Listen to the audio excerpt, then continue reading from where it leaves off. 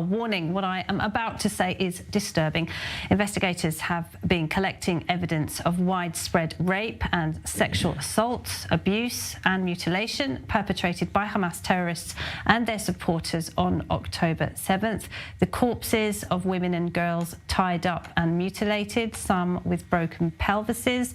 Over 1,500 testimonies have been collected from survivors as well as by the Zaka search and rescue teams, who were among the first to the scene after the terrorist attacks of October 7th. But there has been silence from the Me Too movement and from other global feminist movements and from UN Women. UN Women have ignored all of our requests for an interview, but one of their members did speak to CNN, and here's what she said when asked why UN Women wouldn't condemn Hamas specifically for rape.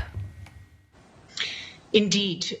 UN Women always supports impartial, independent investigations into any serious allegations of gender-based or sexual violence. And within the UN family, these investigations are led by the Office of the High Commissioner of Human Rights.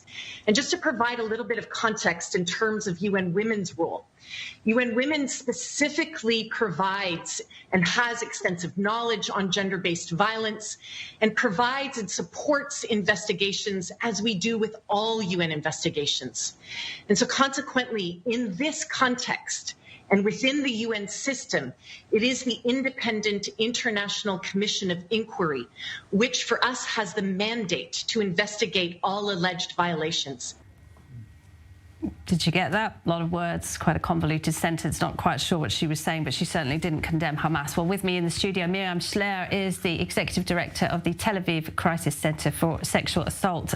Miriam, thank you for being with us. You were rolling your eyes during that clip. What was she trying to say exactly? No idea, but it's completely outrageous, and that's part of the thing that we're feeling, actually, a real sense of betrayal as far as we're concerned. The feminist movements, human rights organizations, how can they possibly stay silent to something like this? That's what's going on, and it's completely, the silence is deafening, and it's absolutely, it's in addition to everything that happened, in addition to all the horrible atrocities that happened on October 7th, one of the things that's breaking our hearts is the silence of these women's organizations and these feminist organizations that are completely ignoring what happened and then completely refusing to condemn, and this goes in contrary to all the solidarity that feminist movements are supposed to have, and sisterhood, and believing the victim, and all the things that we learned through the Me Too movement. And it's just completely setting us back lots and lots and lots of years, and it's a complete travesty. Yeah, believe all women was the mantra, wasn't it? Believe all women, absolutely. Years.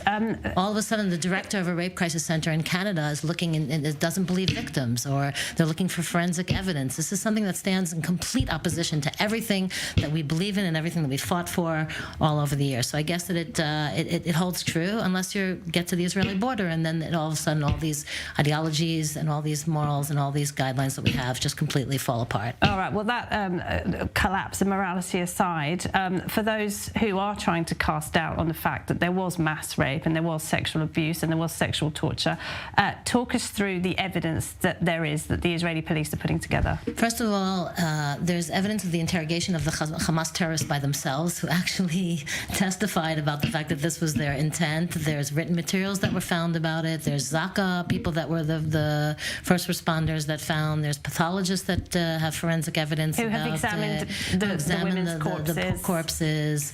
There's testimonies of people who were at the music event and Nova event.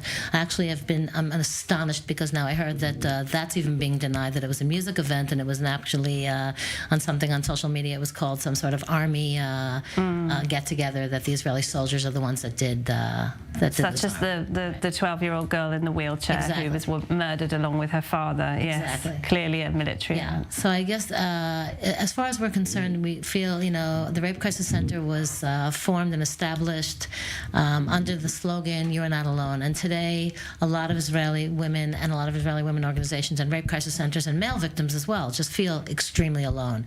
And we just can't understand how this hypocrisy and how this silence, and the most outrageous thing is that there's an actual justification and excuse. Even the fact that they're saying, even people who do believe that it happened, Susan Saturday or all these other comments that came out that actually come and say, okay, October 7th, it happened, but it's because of the occupation. How could there ever be an excuse or justification for rape?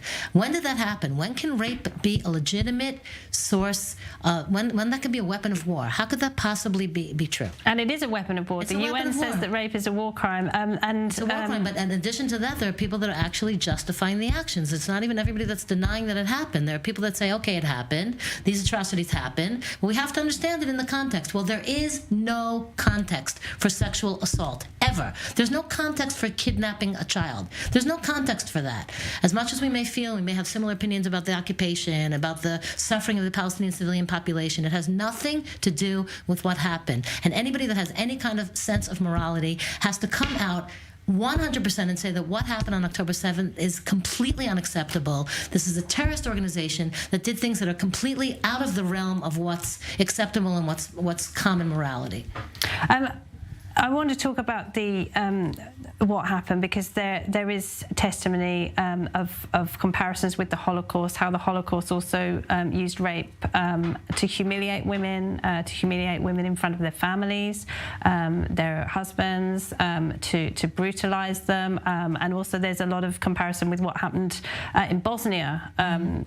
Serbs raped thousands of Bosnian women, and that is when the UN actually said rape is a war crime. There's an investigation going on right now into the use of rape by Russian soldiers against civilians in Ukraine. Is there any kind of UN investigation planned for what happened here? Not that we know. You just heard the UN comment, and it's absolutely outrageous that the UN women who are supposed to be coming and their entire raison d'etre, their entire reason of existence is to protect women and women's rights, and the fact that they won't meet with women's organizations, the fact that they won't come and talk about the subject, the fact that they're denying that it actually happened is just completely outrageous. And we know, at the Rape Crisis Centers and everyone that we're talking to, who, by the way, there's been a surge of calls by all these victims who have been feeling completely triggered by these events and having really detrimental effects of post-trauma.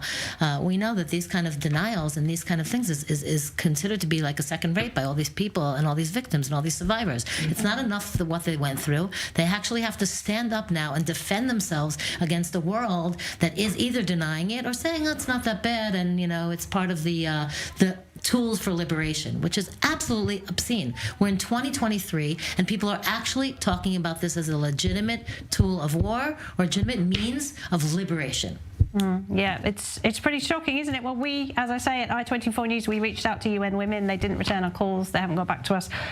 We extend our invitation for an interview anytime you like. Miriam Schler, thank you very much indeed for being with us. I will just say that anyone who is listening to me, if you're in Israel or anywhere across, we have lines that we're here for you 24/7.